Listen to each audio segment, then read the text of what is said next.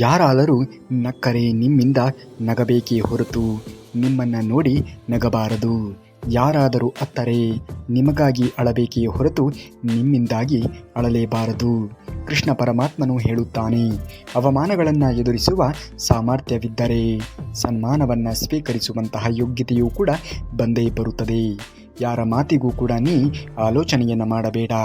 ಯಾರ ಆಸೆಯಂತೆಯೂ ಕೂಡ ನೀ ಇರಬೇಡ. ಯಾರನ್ನೂ ಕೂಡ ನಂಬಿ ನೀ ಬದುಕಬೇಡ.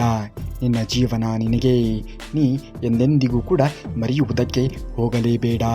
ಸತ್ಯ, ಧರ್ಮ, ಒಳ್ಳೆಯತನ ಎಲ್ಲಿ ಇರುತ್ತದೆಯೋ ಅದುವೇ ಅವರನ್ನು ಕಷ್ಟ ಕಾಲದಲ್ಲಿ ಕಾಪಾಡುತ್ತದೆ. ಇದರಲ್ಲಿ ಕಿಂಚಿತ್ತೂ ಅನುಮಾನ ಎನ್ನುವುದು ಬೇಡವೇ ಬೇಡ. ಜೀವನದಲ್ಲಿ ಎಲ್ಲವೂ ಕೂಡ ನಮ್ಮ ಸಮಯಕ್ಕೆ ಆಗುವುದಿಲ್ಲ. ಕೆಲವು ಕನಸುಗಳು ತಡವಾಗಿ ನೆರವೇರುತ್ತವೆ, ಆದರೆ ಅವು ಹೆಚ್ಚು ಕಾಲ ಸಂತೋಷವನ್ನು ನೀಡುತ್ತದೆ ಎನ್ನುವುದನ್ನು ಮರೆಯಬೇಡಿ. ಕೃಷ್ಣ ಪರಮಾತ್ಮನು ಹೇಳುತ್ತಾನೆ, ನಮಗೆ ಕಲಿಸುವಂತಹ ಸಂದೇಶ ಏನು ಎಂದರೆ ತಾಳ್ಮೆ ಕಳೆದುಕೊಳ್ಳಲೇಬೇಡ. ದೇವರ ಸಮಯ ಯಾವಾಗಲೂ ಕೂಡ ಪರಿಪೂರ್ಣ. ಇಂದು ಸಿಗದೇ ಇದ್ದರೂ ಕೂಡ ನಾಳೆ ಸಿಗುತ್ತದೆ. ನಿನ್ನ ಪ್ರಯತ್ನ ನಿಲ್ಲಿಸುವುದಕ್ಕೆ ಹೋಗಲೇಬೇಡ. ನಿನ್ನ ಮೇಲಿನ ನಂಬಿಕೆಯನ್ನು ಕಳೆದುಕೊಳ್ಳಬೇಡ. ನಿನಗೆ ಸೇರಿದ್ದು ಸರಿಯಾದ ಸಮಯದಲ್ಲಿ ಖಂಡಿತವಾಗಿಯೂ ಕೂಡ ನಿನ್ನ ಜೀವನಕ್ಕೆ ಬಂದೇ ಬರುತ್ತದೆ ಎನ್ನುವುದನ್ನು ಮರೆಯುವುದಕ್ಕೆ ಹೋಗಲೇಬೇಡ. ಜೀವನದಲ್ಲಿ ಎಷ್ಟು ತಾಳ್ಮೆಯಿಂದ ಇರುತ್ತೇವೆಯೋ ಅಷ್ಟು ಅಗ್ರಗಣ್ಯವಾಗಿರುವಂತಹ ಸ್ಥಾನಕ್ಕೆ ಇರುತ್ತೇವೆ. ಎಷ್ಟು ದೂರ ಇರುತ್ತೇವೆಯೋ ಅಷ್ಟು ಗೌರವ ಎನ್ನುವುದು ಸಿಗುತ್ತದೆ. ಎಷ್ಟು ಕಡಿಮೆ ಪ್ರೀತಿಯನ್ನು ಮಾಡುತ್ತೇವೆಯೋ ಅಷ್ಟು ಮನಃಶಾಂತಿ ಎನ್ನುವುದು ಸಿಗುತ್ತದೆ. ಎಷ್ಟು ಕಡಿಮೆ ಆಸೆಯನ್ನು ಪಡುತ್ತೇವೆಯೋ ಅಷ್ಟು ನೆಮ್ಮದಿ ಎನ್ನುವುದು ನಮಗೆ ದೊರಕುತ್ತಾ ಹೋಗುತ್ತದೆ. ಸಮಯ ಮತ್ತು ಪರಿಸ್ಥಿತಿ ಯಾವ ಸಮಯದಲ್ಲಾದರೂ ಕೂಡ ಬದಲಾಗಬಹುದು. ಆದ್ದರಿಂದ ಯಾರಿಗೂ ಕೂಡ ಅವಮಾನವನ್ನು ಮಾಡುವುದಕ್ಕೆ ಹೋಗಬೇಡಿ. ಕೀಳಾಗಿ ನೋಡಲೇಬೇಡಿ. ನೀವು ಶಕ್ತಿಶಾಲಿ ಆಗಿರಬಹುದು, ಆದರೆ ಸಮಯ ನಿಮಗಿಂತಲೂ ಕೂಡ ಶಕ್ತಿಶಾಲಿ ಎನ್ನುವುದನ್ನು ಮರೆಯುವುದಕ್ಕೆ ಹೋಗಲೇಬೇಡಿ.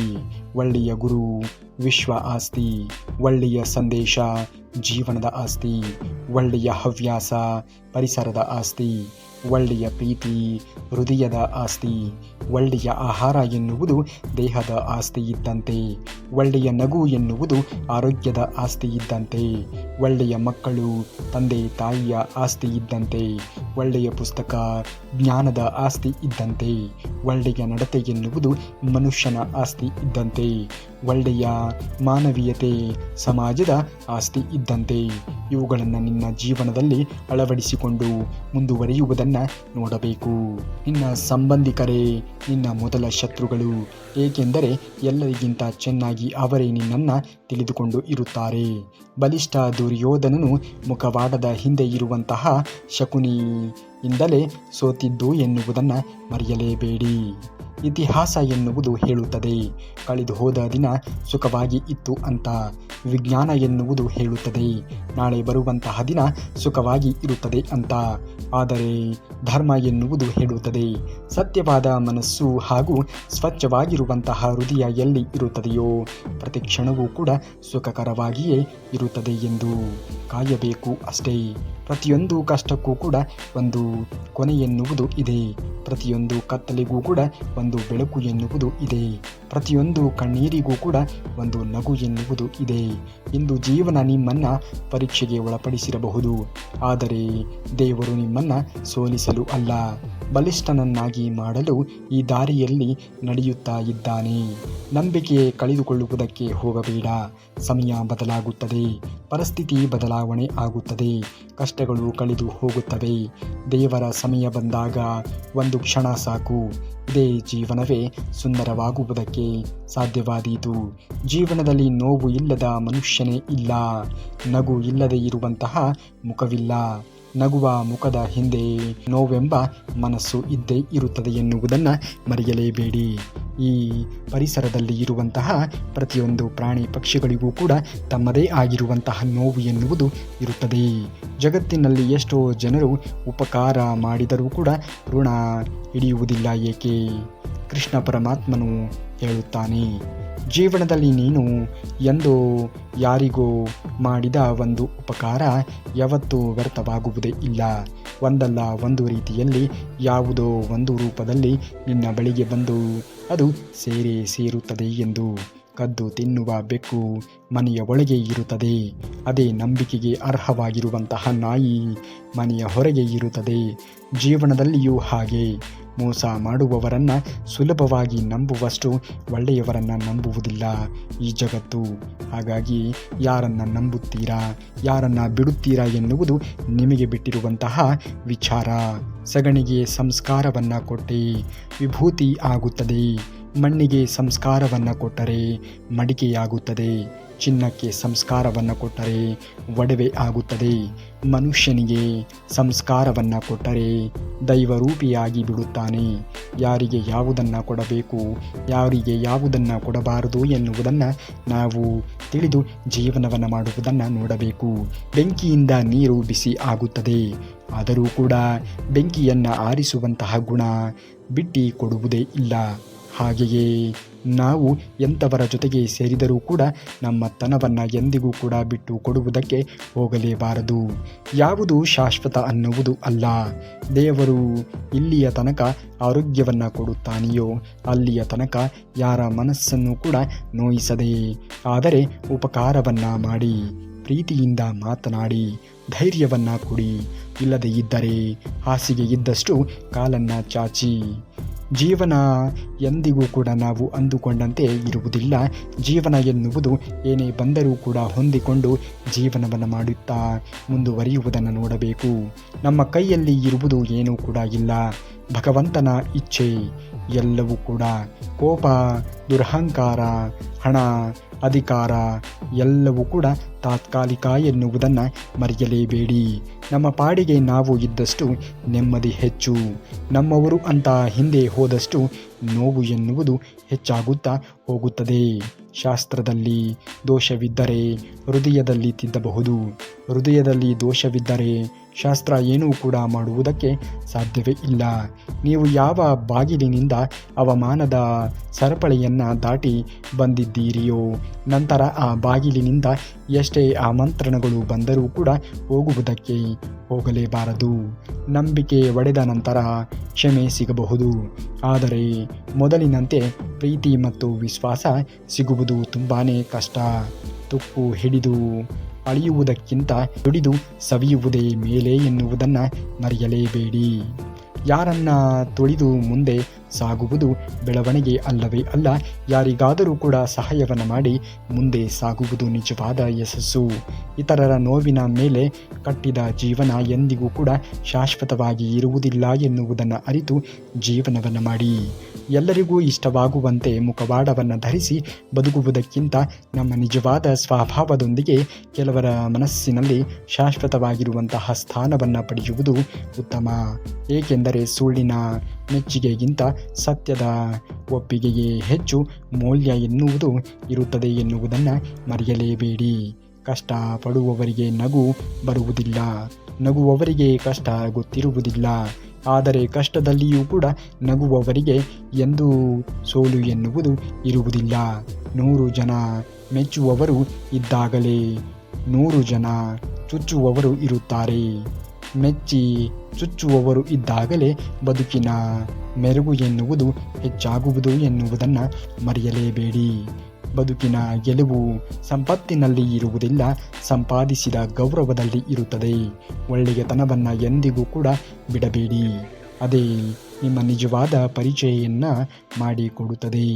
ರಾವಣ ಮತ್ತು ಶಬರಿ. ರಾವಣ ಬ್ರಾಹ್ಮಣನಾಗಿದ್ದ, ಆದರೆ ವರ್ತನೆಯಲ್ಲಿ ಅಸುರನಾಗಿ ಇದ್ದ. ಶಬರಿ ದಲಿತೆಯಾಗಿದ್ದಳು, ಆದರೆ ವರ್ತನೆಯಲ್ಲಿ ದೇವತೆಯಾಗಿ ಇದ್ದಳು. ನಮ್ಮ ಸ್ಥಾನವು ನಮ್ಮ ಕರ್ಮಗಳಿಂದ ನಿರ್ಧಾರವಾಗುತ್ತದೆಯೇ ಹೊರತು ನಮ್ಮ ಜನ್ಮ ಮತ್ತು ಜಾತಿಯಿಂದ ಅಲ್ಲ ಎನ್ನುವುದನ್ನು ಅರಿತು ಜೀವನವನ್ನು ಮಾಡುವುದನ್ನು ನೋಡಿ. ಯಾವ ವ್ಯಕ್ತಿ ತನ್ನ ಜೀವನದಲ್ಲಿ ಕಷ್ಟದ ದಿನಗಳನ್ನು ಅನುಭವಿಸಿ ಇರುತ್ತಾನೆಯೋ ಅವನು ಮತ್ತೊಬ್ಬರ ಜೀವನದಲ್ಲಿ ನೋವನ್ನು ಕೊಡುವುದಕ್ಕೆ ಹೋಗುವುದೇ ಇಲ್ಲ. ಆದ್ದರಿಂದ ಯಾರಿಗೂ ಕೂಡ ಕೆಟ್ಟದ್ದನ್ನು ಬಯಸುವುದಿಲ್ಲ. ನೀವು ಕೂಡ ಕೆಟ್ಟದ್ದನ್ನು ಬಯಸುವುದಕ್ಕೆ ಹೋಗಲೇಬೇಡಿ. ಸೋಲು ಎನ್ನುವುದು ಅಂತಿಮ ಎನ್ನುವುದು ಅಲ್ಲವೇ ಅಲ್ಲ. ಅದು ಗೆಲುವಿನ ಹಾದಿಯಲ್ಲಿ ಸಿಗುವಂತಹ ಒಂದು ಪಾಠ ಅಷ್ಟೇ. ನೀವು ನಿಮ್ಮ ಗುರಿಯತ್ತ ಸಾಗುವ ದಾರಿಯಲ್ಲಿ ಅಡೆತಡೆಗಳು ಎದುರಾಗಬಹುದು, ಹಾಗಂತ ನೀವು ಹೋಗುತ್ತಿರುವಂತಹ ದಾರಿಯನ್ನು ಕೈ ಬಿಡುವುದಕ್ಕೆ ಹೋಗಬೇಡಿ. ಕತ್ತಲೆ ಹೆಚ್ಚಾದಷ್ಟು ಸೂರ್ಯೋದಯ ಎನ್ನುವುದು ಹತ್ತಿರವಾಗುತ್ತಾ ಹೋಗುತ್ತದೆ. ಮರೆತು ಹೋದದ್ದು ಹೋಯಿತು, ನಡೆದು ಹೋಗಿರುವುದು ಹೋಯಿತು, ಬಿಟ್ಟು ಹೋದವರು ಹೋದರು. ಮರೆತು ಹೋದವರನ್ನ ಮರೆತು ಬಿಡಿ. ಆದರೆ ಅವರಿಂದ ನೀವು ಕಲಿತಿರುವಂತಹ ಪಾಠವನ್ನು ಎಂದಿಗೂ ಕೂಡ ಜೀವನದಲ್ಲಿ ಮರೆಯುವುದಕ್ಕೆ ಹೋಗಬೇಡಿ. ಎಷ್ಟು ಜನ ಮಧ್ಯೆ ಇರುತ್ತೇವೆ ಅನ್ನುವುದು ಮುಖ್ಯ ಅಲ್ಲ, ಎಷ್ಟು ಜನರ ಮನಸ್ಸಿನಲ್ಲಿ ನಾವು ಇರುತ್ತೇವೆ ಎನ್ನುವುದು ತುಂಬಾ ಮುಖ್ಯವಾಗಿರುವಂತಹ ಮಾತು. ನಾವು ಖುಷಿಯಾಗಿ ಇರಬೇಕು ಅಂದರೆ ಜೊತೆಗಿರುವವರನ್ನು ಪ್ರೀತಿಸಬೇಕು, ಬಿಟ್ಟು ಹೋದವರನ್ನು ಮರೆತು ಬಿಡಬೇಕು. ಉಸಿರು ಇರುವವರೆಗೂ ಕೂಡ ಇಟ್ಟಂತಹ ನಂಬಿಕೆಯನ್ನು ನಾವು ಉಳಿಸಿಕೊಳ್ಳಬೇಕು.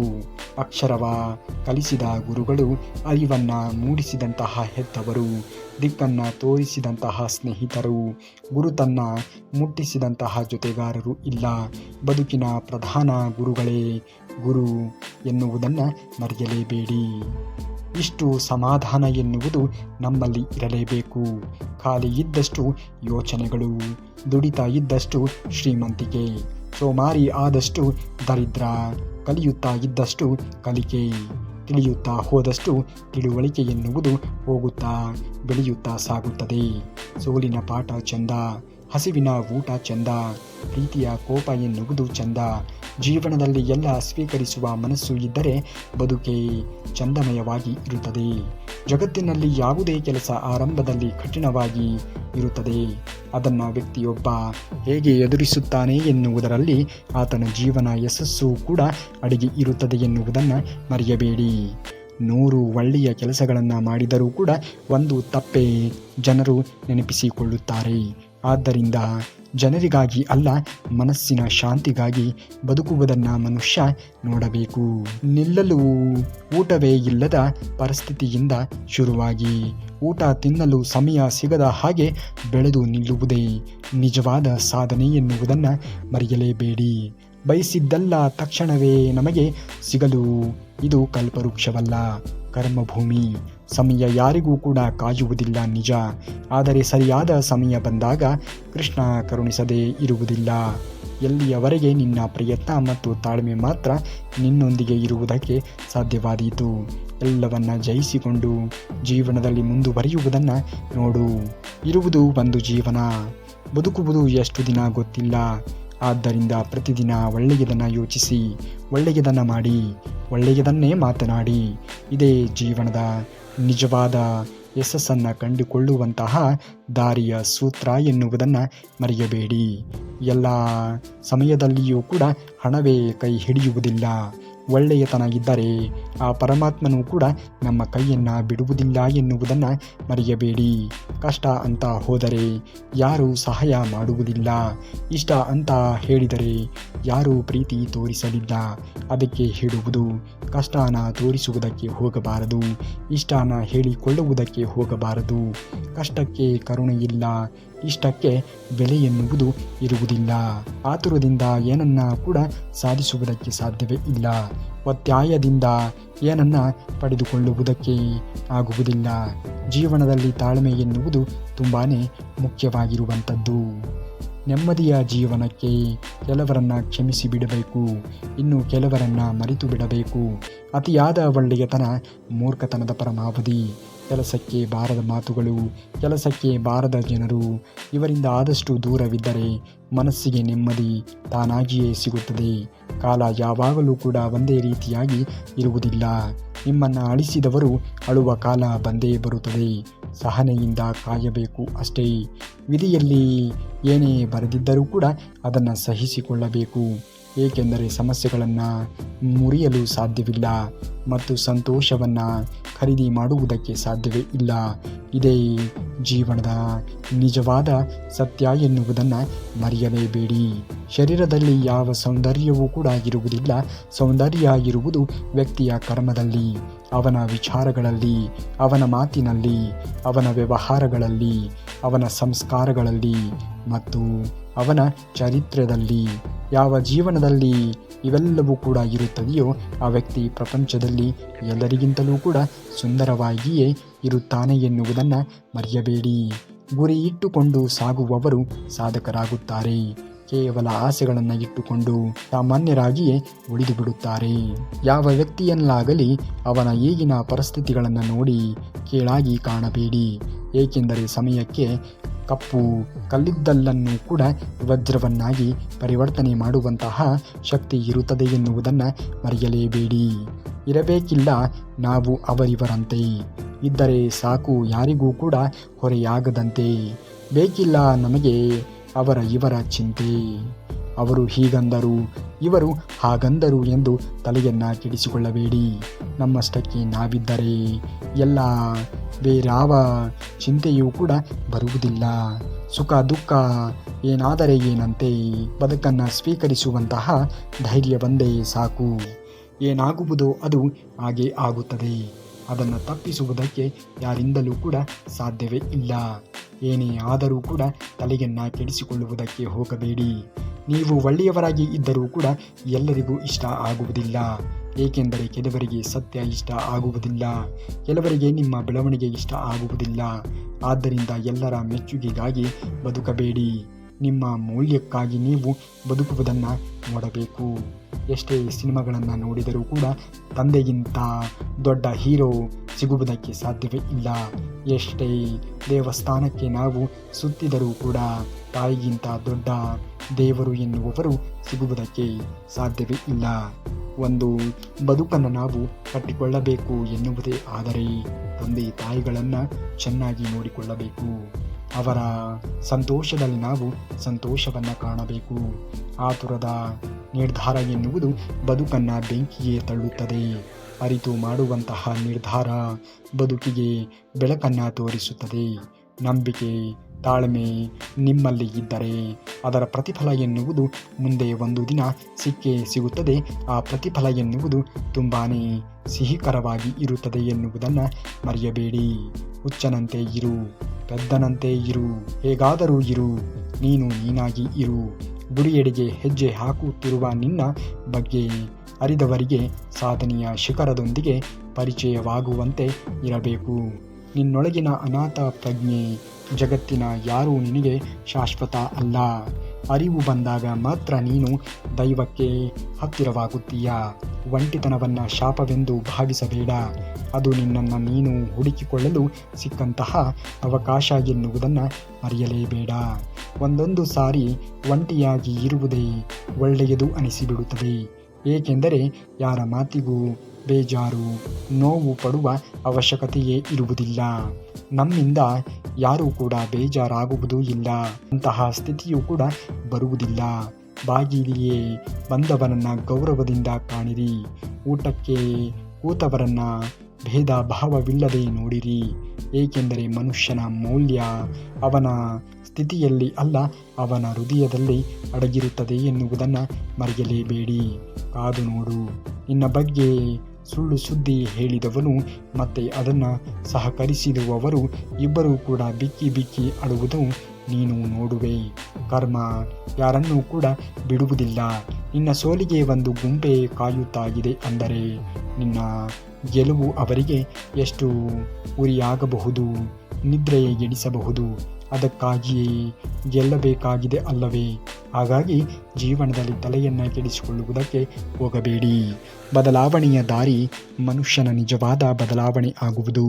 ಅವನಿಗೆ ಅಪಮಾನ ಇಲ್ಲದೆ ಅವನ ಮನಸ್ಸಿಗೆ ಸಹಿಸಿಕೊಳ್ಳಲು ಆಗದ ಪೆಟ್ಟು ಬಿದ್ದಾಗ ಮಾತ್ರ ಮನುಷ್ಯನ ಬದಲಾವಣೆಯ ದಾರಿ ಎನ್ನುವುದು ಹಿಡಿಯುತ್ತಾನೆ ಎನ್ನುವುದನ್ನು ಮರೆಯಲೇಬೇಡಿ. ಸ್ಪಷ್ಟತೆ ಅನ್ನುವುದು ಒಂದು ಅದ್ಭುತ. ನಿನ್ನ ಯೋಚನೆ ಉದ್ದೇಶ ನಿರ್ಧಾರ ಮತ್ತು ಅರ್ಥ ಮಾಡಿಕೊಳ್ಳುವಂತಹ ರೀತಿಯಲ್ಲಿ ಅದೊಂದು ಇದ್ದರೆ ಮಿಕ್ಕಿದ್ದೆಲ್ಲವೂ ಕೂಡ ತಾನಾಗಿಯೇ ಸಾಧ್ಯವಾಗುತ್ತದೆ ಎನ್ನುವುದನ್ನು ಮರೆಯಲೇಬೇಡಿ. ಏನೇ ಆದರೂ ಕೂಡ ಜೀವನದಲ್ಲಿ ಎಲ್ಲದಕ್ಕೂ ಒಂದು ಕಾರಣ ಎನ್ನುವುದು ಇದ್ದೇ ಇರುತ್ತದೆ. ಆ ಕಾರಣವನ್ನು ಕಂಡು ಹಿಡಿಯಿರಿ. ಅದಕ್ಕೆ ಪರಿಹಾರ ಎನ್ನುವುದು ಸಿಕ್ಕೇ ಸಿಗುತ್ತದೆ. ಸಾಧಿಸಿದರೂ ಪರವಾಗಿಲ್ಲ, ಸಾಧಿಸದೇ ಇದ್ದರೂ ಕೂಡ ಪರವಾಗಿಲ್ಲ, ಎಷ್ಟೇ ದೊಡ್ಡ ಪದವಿ ಪಡೆದರೂ ಕೂಡ ಪರವಾಗಿಲ್ಲ. ನೀವು ಮಾತನಾಡುವ ರೀತಿ ಮತ್ತು ಮಾನವೀಯತೆಯನ್ನು ಕಲಿಯದೇ ಇದ್ದರೆ ನೀವು ಅನಕ್ಷರಸ್ಥ ವ್ಯಕ್ತಿಗೆ ಸಮಾನರಾಗಿ ಬಿಡುತ್ತೀರಾ ಎನ್ನುವುದನ್ನು ಮರೆಯಬೇಡಿ. ನಾಣ್ಯಕ್ಕೆ ಹೇಗೆ ಎರಡು ಮುಖವೋ ಹಾಗೆ ಮನುಷ್ಯರಿಗೂ ಕೂಡ ಎರಡು ಮುಖ, ಹೊರಗೊಂದು ಮುಖ, ಒಳಗೊಂದು ಮುಖ, ಅವಶ್ಯಕತೆಗೆ ತಕ್ಕಂತೆ ಬದಲಾಯಿಸುತ್ತಾರೆ. ಇದುವೇ ಜೀವನದ ವಾಸ್ತವಿಕತೆ ಎನ್ನುವುದನ್ನು ಮರೆಯಲೇಬೇಡಿ. ಎಲ್ಲದಕ್ಕೂ ಕಾಲ ಎನ್ನುವುದು ಬರಲೇಬೇಕು.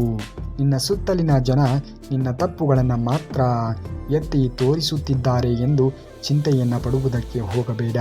ನಿನ್ನ ಒಳ್ಳೆಯತನಕ್ಕೆ ತಕ್ಕ ಪ್ರತಿಫಲವನ್ನು ನಾನು ಕೊಡುತ್ತೇನೆ, ಸಂಶಯವನ್ನು ಬಿಟ್ಟು ಬಿಡು ಎಂದು ಹೇಳುತ್ತಾನೆ ಶ್ರೀಕೃಷ್ಣ ಪರಮಾತ್ಮ. ಬೇರೆಯವರ ಕಣ್ಣೀರಿನ ಮೇಲೆ ಕಟ್ಟಿದ ಸಂತೋಷ ಎಂದಿಗೂ ಕೂಡ ಶಾಶ್ವತವಾಗಿ ಇರುವುದಿಲ್ಲ. ಏಕೆಂದರೆ ಕರ್ಮದ ಖಾತೆಯಲ್ಲಿ ಪ್ರತಿಯೊಂದು ಸಲಾನೂ ಕೂಡ ಒಂದು ದಿನ ಲೆಕ್ಕ ಮುಗಿಯಲೇಬೇಕು ಎನ್ನುವುದನ್ನು ಮರೆಯಲೇಬೇಡಿ. ಜೀವನದಲ್ಲಿ ನಾವು ಹೇಗೆ ಇರಬೇಕು? ಉಪ್ಪಿನ ಹಾಗೆ ಇರಬೇಕು. ಯಾರೂ ನಮ್ಮನ್ನು ಅತಿಯಾಗಿ ಬಳಸಿಕೊಳ್ಳುವುದಕ್ಕೆ ಹೋಗಬಾರದು ಮತ್ತು ನಾವು ಇಲ್ಲದೆ ಕೆಲಸ ಎನ್ನುವುದು ಆಗಲೇಬಾರದು. ಮರೆಯುವ ಮನಸ್ಸು ನನ್ನದಲ್ಲ, ಮರೆತು ಹೋಗುವ ನೆನಪು ನಿನ್ನದಲ್ಲ. ಕಣ್ಣಿನಿಂದ ದೂರ ಇರಬಹುದು, ಆದರೆ ಮನಸ್ಸಿನಿಂದ ದೂರ ಆಗುವುದಕ್ಕೆ ಸಾಧ್ಯವೇ ಇಲ್ಲ ಎನ್ನುವುದನ್ನು ಮರೆಯಲೇಬೇಡಿ. ಅಹಂಕಾರವನ್ನು ಬದಿಗೆ ಒತ್ತಿ ಜೀವನದಲ್ಲಿ ಮಾನವೀಯತೆಯ ಗುಣವನ್ನು ಬೆಳೆಸಿಕೊಳ್ಳುವುದನ್ನು ನೋಡಿ.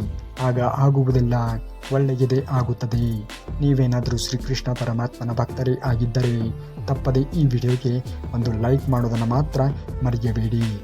ಇನ್ನು ನಾಳೆ ಶ್ರೀಕೃಷ್ಣ ಪರಮಾತ್ಮನ ಮತ್ತಷ್ಟು ವಚನಾಮೃತದೊಂದಿಗೆ ನಿಮ್ಮ ಮುಂದೆ ಬರುತ್ತೇನೆ. ಅಲ್ಲಿಯವರೆಗೆ ಧನ್ಯವಾದ. ಕರುನಾಡಿಗೆ.